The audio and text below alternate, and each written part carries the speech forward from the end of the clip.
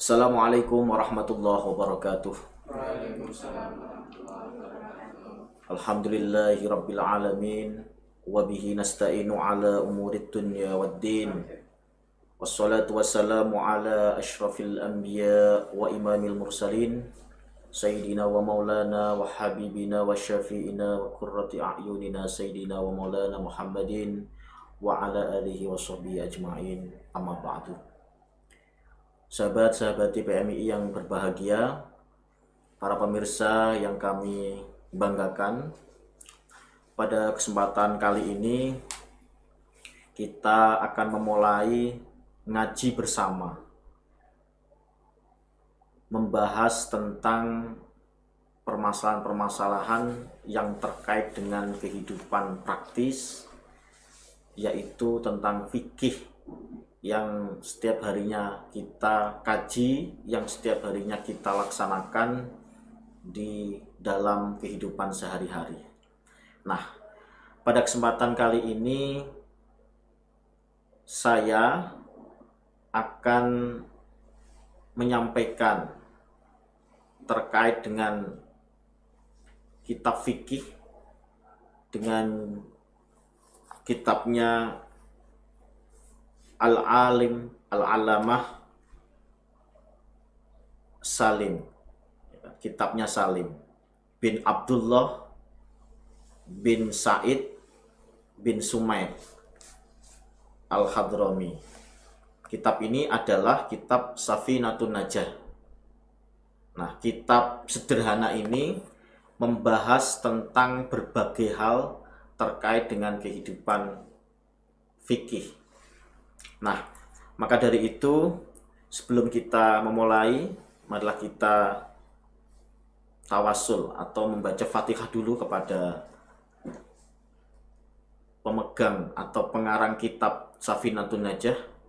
Semoga pembahasan atau kajian ini bisa bermanfaat, kajian ini bisa ada berkahnya bagi kita semuanya, bagi sahabat-sahabat PMI yang saat ini mengkaji atau mendengarkan atau belajar tentang kitab yang telah beliau karang.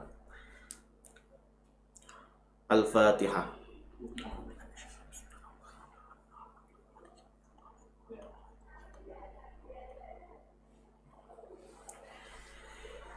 Kita lanjutkan.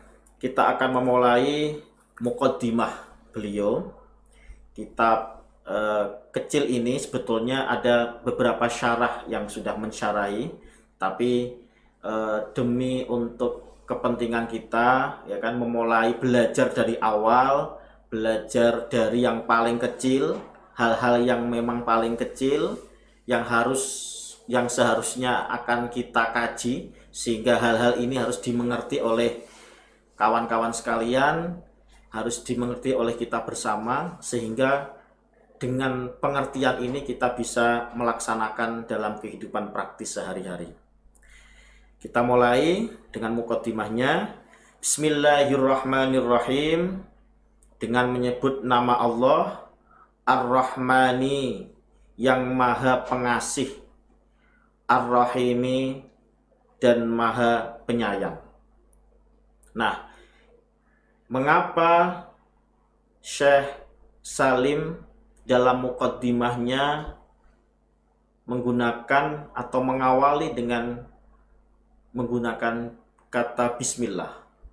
Kata bismillah di sini adalah kata-kata atau kalimat yang memang mengandung keberkahan, ya kan? Setiap hal, setiap sesuatu yang tidak dimulai dengan membaca bismillah, sesuatu itu akan putus. Bahkan ketika kita sampai makan, minum, ketika kita lupa membaca bismillah, seharusnya atau diharuskan atau nantinya di akhir, ya kan, di akhir ketika kita lupa itu harus membaca basmalah atau bismillah. Ini seyogyanya, sehingga sampai pentingnya itu biar apa yang kita lakukan, kerjakan itu ada berkahnya. Sampai kita misalkan belajar, kita apapun harus diusahakan membaca bismillah. Kemudian Ar-Rahmani. Ar-Rahmani itu adalah Maha Pengasih. Ar-Rahmani di sini kasih sayangnya Allah Subhanahu wa taala kepada semua makhluk. Kepada semua makhluk. Ketika di dunia dan akhirat. Nah, bahasa Ar-Rahman dan Ar-Rahim ini ada perbedaan. Kalau Ar-Rahman itu kasih sayangnya Allah Subhanahu wa taala ketika di dunia dan akhirat. Makanya ketika kita melihat mengapa orang yang tidak beriman, mengapa orang yang tidak melaksanakan perintah-perintahnya, bahkan kafir pun mendapatkan kasih sayangnya Allah Subhanahu wa taala. Karena ini kasih sayangnya di dunia. Misalkan ada orang yang ya kelihatannya itu tidak pernah tidak pernah melaksanakan hal-hal yang terkait dengan perintahnya. Bahkan non muslim pun misalkan dia itu berbuat baik, ini juga akan dikasih sayang oleh Allah Subhanahu wa taala. Dia sampai kaya raya hidupnya, sampai enak di dunia. Itu jangan salahkan karena ini sifatnya Allah. Kalau Ar-Rahimi adalah belas kasihan atau kasih sayangnya Allah Subhanahu wa taala hanya di akhirat saja dan hanya diperuntukkan oleh orang yang beriman. Bagi orang yang tidak beriman atau tidak muslim, ini tidak ada belas kasihan ketika nanti di akhirat. Nah, sehingga jangan sampai kalian itu memandang bahwa wah, Allah itu tidak adil atau apa. Memang seperti itu. Nanti insya Allah ketika kita orang beriman di akhirat nanti mendapatkan anugerah yang lebih besar, kasih sayangnya yang lebih besar dibanding ketika kita hanya melihat orang-orang lain hidup di dunia ini. Kita lanjutkan. Alhamdulillahirabbil alamin. Segala puji bagi Allah, Tuhan semesta alam ini. Ini sudah biasa. Wa bihi nasta'in ala umurid dunya waddin.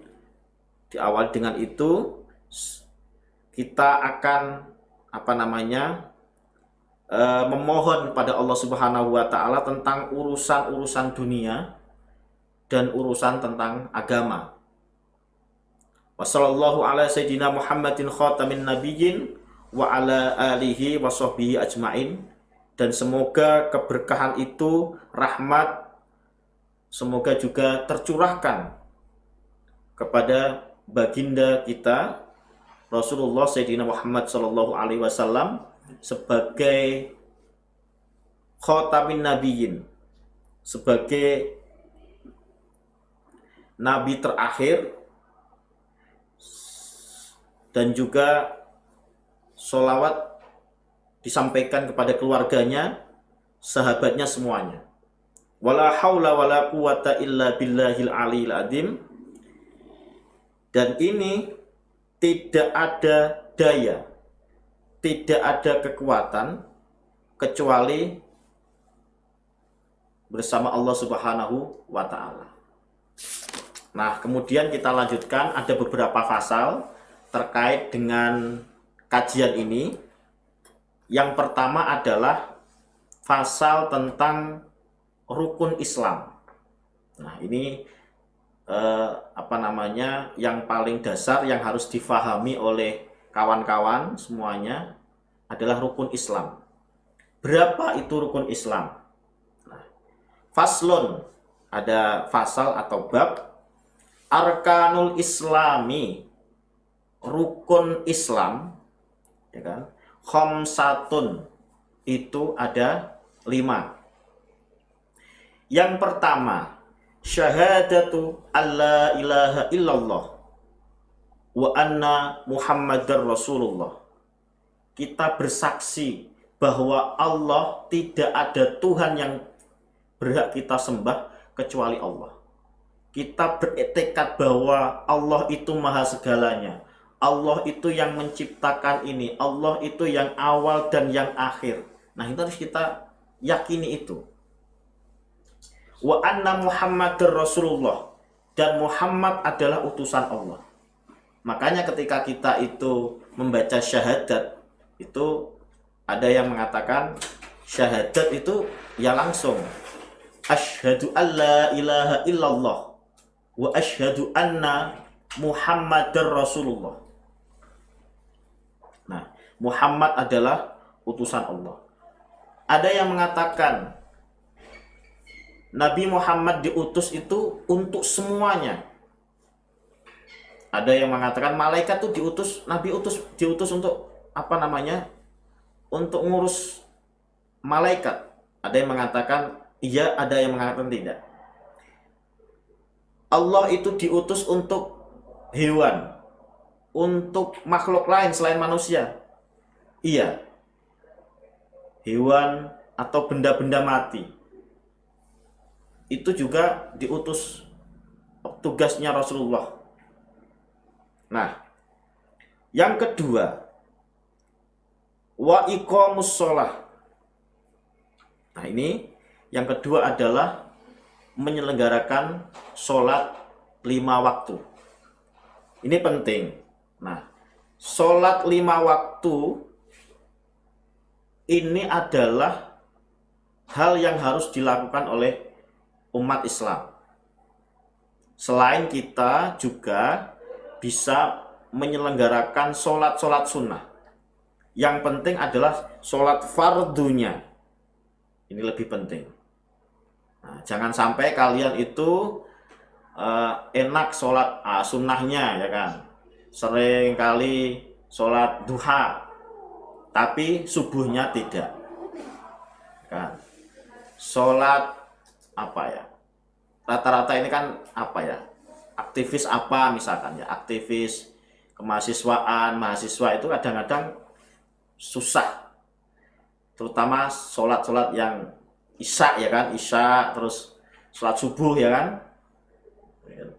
Kalau apa namanya bangun itu kan sampai di ya sudah ada matahari bersinar, ya kan. Ini sholat subuh apa sholat duha ini ya.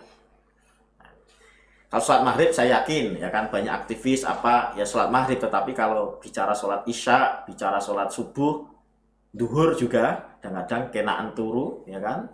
Kemudian nah ini mencoba. Nah, yang ketiga, wa ita'uz zakah, dan memberikan zakat.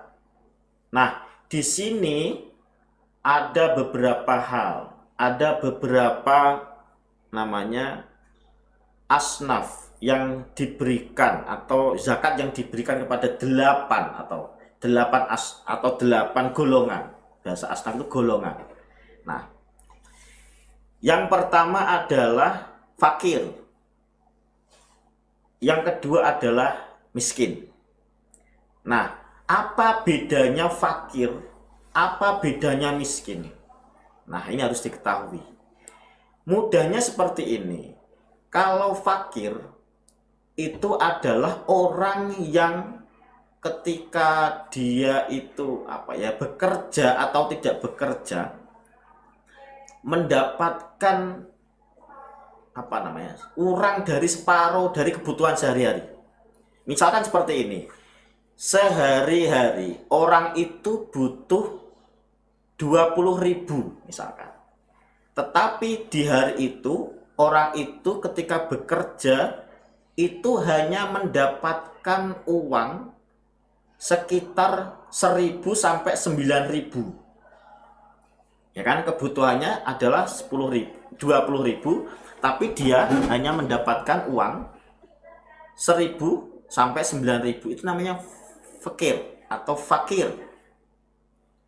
Tapi kalau miskin itu adalah ketika kebutuhannya 20.000, dia mendapatkan atau dia bekerja mendapatkan uang itu 50% lebih, tapi kurang dari kebutuhan. Yaitu dia hanya mendapatkan 10.000 sampai 19.000.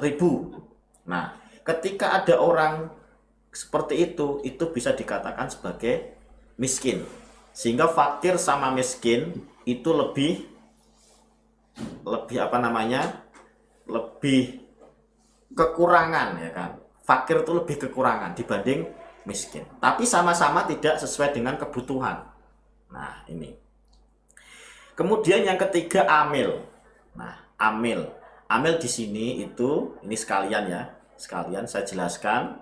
Amil di sini itu adalah orang yang ditunjuk sebagai panitia pengumpul zakat. Nah, panitia di sini itu adalah panitia yang dibentuk oleh negara. Dalam hal ini adalah Basnas. Misalkan seperti itu. Jangan sampai kalian itu apa namanya mendirikan sendiri. Oh, saya itu amil. Saya itu berhak untuk menerima zakat. Tidak bisa. Harus ada SK Basnas. Dalam hal ini seperti itu. Contoh misalkan, ketika Ramadan ya, akhir ya, ada panitia zakat fitrah. Itu tidak boleh yang namanya panitia zakat fitrah kemudian mengatasnamakan amil, minta zakatnya. Oh, ini loh zakatku, gorene. Tidak boleh. Panitia zakat fitrah yang ada di masjid, ada di musola itu adalah wakil dari masyarakat untuk menyalurkan, tidak apa-apa. Tapi jangan meminta atas nama amil. Amil itu harus dari Basnas, SK negara. Itu boleh karena dia menjalankan. Tapi kalau di warga, di musola, di masjid tidak boleh. Kecuali kalau dia itu panitia zakat fitrah di musola atau di masjid, kondisinya adalah fakir atau miskin. Misalkan panitianya kok fakir ya, kok miskin ya. Nah, itu bisa saja dikasih zakat fitrah mengatasnamakan dirinya sebagai fakir atau sebagai miskin. Kemudian yang keempat adalah mu'alaf, orang yang baru masuk Islam, ya kan. Mengapa? Ya karena ketika dia itu dikasih zakat, itu seakan-akan itu mereka dihargai gitu loh. Dihargai, sehingga dia itu kuat imannya. Oh, saya itu dianggap sebagai kesatuan dari umat Islam, sehingga untuk memperkuat itu. Rikop atau budak. Nah, misalkan seperti ini. Tapi zaman sekarang tidak ada, sudah banyak yang tidak ada. Budak misalkan. Budak itu misalkan ada seorang pemilik budak atau tuannya.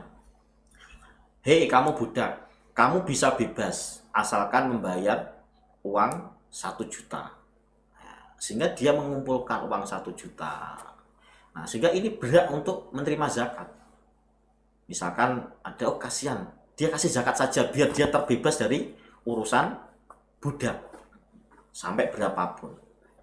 Kemudian yang keenam adalah gorim. Gorim itu adalah orang yang terbelit banyak utang demi kemaslahatan atau kepentingan umum walaupun dia kaya. Dia hutang-hutang kemana, misalkan dia hutang untuk kepentingan masjid, dia hutang untuk kepentingan panti asuhan, dia hutang untuk kepentingan, sehingga itu berhak untuk dikasih. Kemudian fisabilillah atau sabilillah ini adalah orang yang berperang, ya, berperang membela agama Islam, ya kan. Saat ini juga tidak ada lagi. Yang terakhir adalah Ibnu Sabil, orang yang bepergian jauh, ya kan, melewati berbagai hal, ya kan. Dia belajar atau dia berdakwah, ya kan? Kalau hanya sekedar seperti saya Kudus Salatiga itu saya kira ya sebetulnya tidak berhak untuk meminta zakat, ya mungkin ya tujuannya kerja. Tapi kalau kan ada kan orang yang hidupnya berpindah-pindah, apakah itu berdakwah, belajar, nah itu ya perlu mendapatkan itu zakat. Kemudian yang selanjutnya adalah rukun Islam yang keempat adalah wasaumu Ramadan, yaitu puasa Ramadan. Ya seperti ini, puasa Ramadan ya. Ya kalau ini wajib ini. Wajib bagi bagi kita terutama mahasiswa, jangan sampai mahasiswa kan sudah balik semua. Jangan sampai mahasiswa ya karena apa? Urusan puasa ini beda yang lain. Ya kan? Ya kan? Beda dengan ibadah-ibadah yang lain. Urusan puasa itu yang tahu hanya Allah dan manusianya atau individunya. Kan tidak ada apa asarnya, tidak ada bekasnya. Saya sama yang lain misalkan, apakah saudara semuanya bisa menebak saya lagi puasa apa tidak? Kan tidak ada yang tahu. Kalian semuanya ya kan paginya ya kan minum atau apa terus seakan-akan di kampus ya kan kelihatan puasa ya kan puasa kok seger ya kan.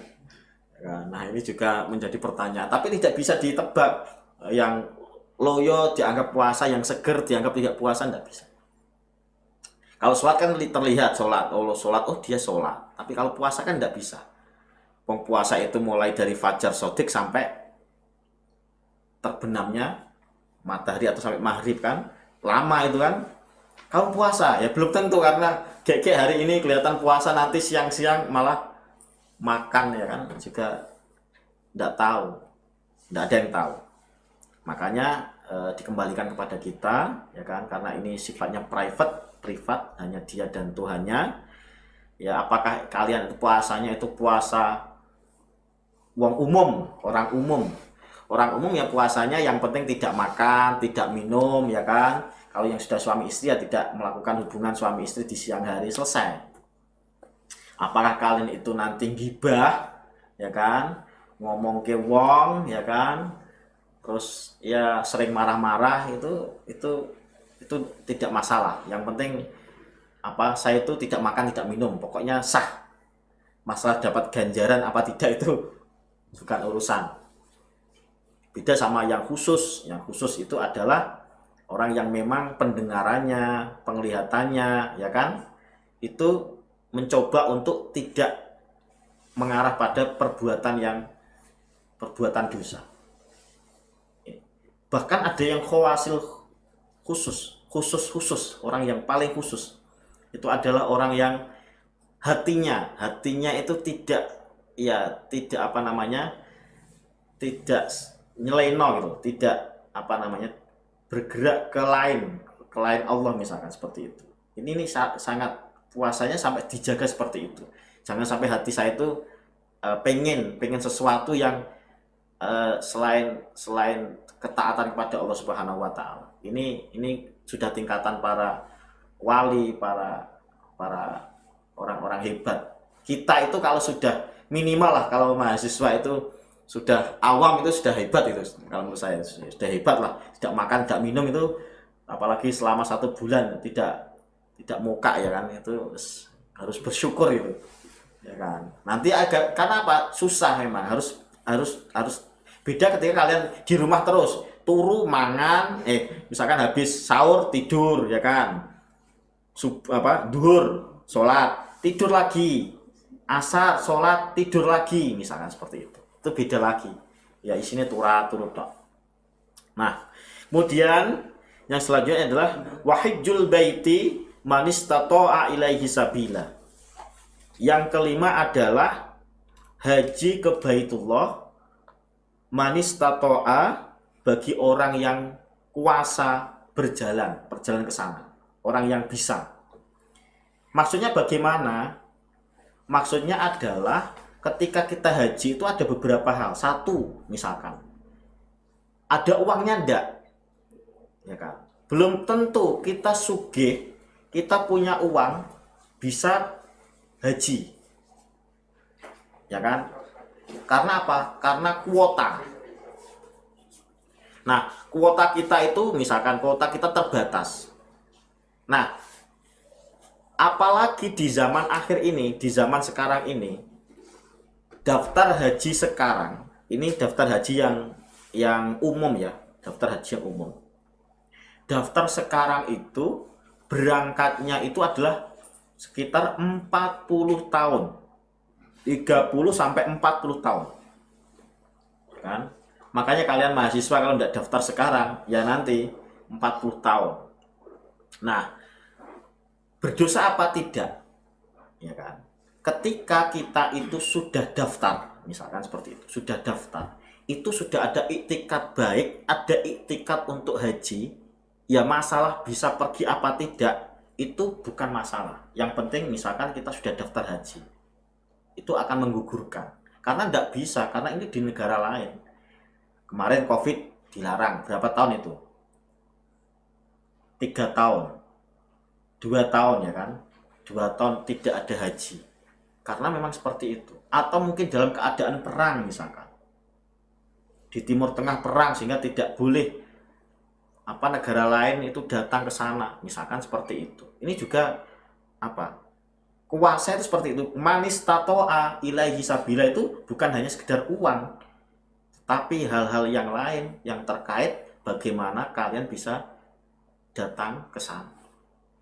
Kalau kita uang ya ada ya namanya kaji plus, misalkan ada kuota-kuota tertentu itu kan ya, kalau buat masyarakat awam mungkin tidak mampu ya, tidak kuat, karena satu itu sekitar 100 sampai 150 kalau mau haji, misalkan 2 tahun, misalkan saya mau haji di tahun 2 tahun lagi misalkan, itu bisa ada celah misalkan, tapi itu belum jaminan, kadang bisa kadang enggak, karena memang itu kuota tambahan yang diperuntukkan oleh orang-orang tertentu. Nah, demikianlah yang bisa kami sampaikan terkait dengan kajian rukun Islam. Ini harus dipahami, kami ulangi sekali lagi, rukun Islam ada 5, harus memang betul-betul diindahkan, terutama bagi kaum muslim. Syahadat, kalau memang ya kita membiasakan ketika kita itu ragu bahwa kita itu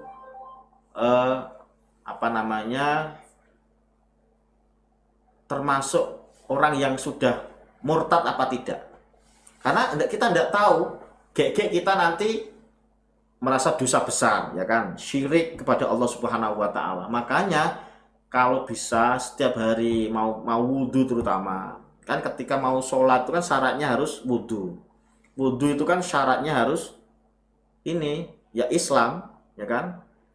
Nah, sebelum wudhu kita syahadat dulu, setelah syahadat baru wudhu, baru sholat. Sehingga apa?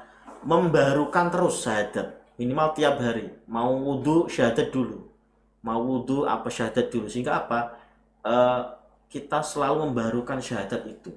Jangan sampai nanti kita tidak tahu ya, terus dianggap oleh Allah, dianggap oleh malaikatnya kita itu sudah kufur, musyrik ya kan, karena hati kita kan ya berbolak-balik ya kan. Ketika kita mau ternyata tidak meyakini ya kan, yakini Tuhan ya, misalkan seperti itu.